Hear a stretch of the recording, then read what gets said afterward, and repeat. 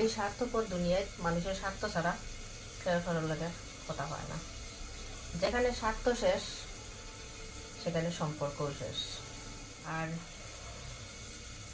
যত সময় স্বার্থ আছে তত সময় সম্পর্কও আছে।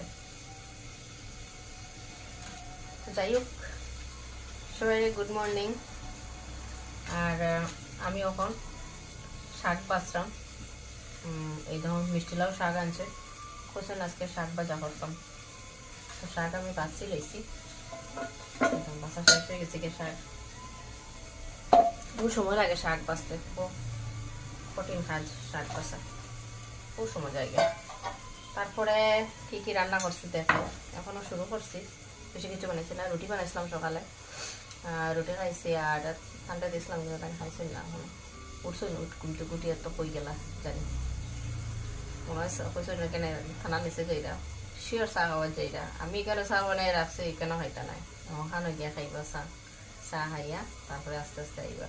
রুটি দিছি কিন্তু খাইছেন না, বলছেন আমি সবজি দিয়ে দিতাম। আর আমি ওখানে সবজিও বানাইছি না, খালি রুটি বানাইছি। আমি রুটি দিয়া কলাতে চাতে খাই গেছি, আর তারা দিছি তাই তা খাইছি না।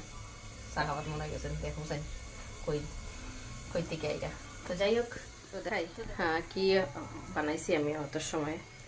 তো দেখুন শুধু ভেন্ডি ভাজা করছি, আর কিচ্ছু বানাইতে পারছি না এখনো।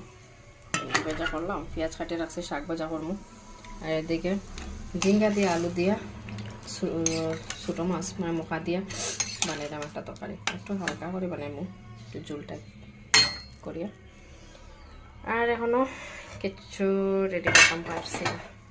তো চলো টাটা বাই বাই, নেক্সট ভিডিওতে আবার দেখা।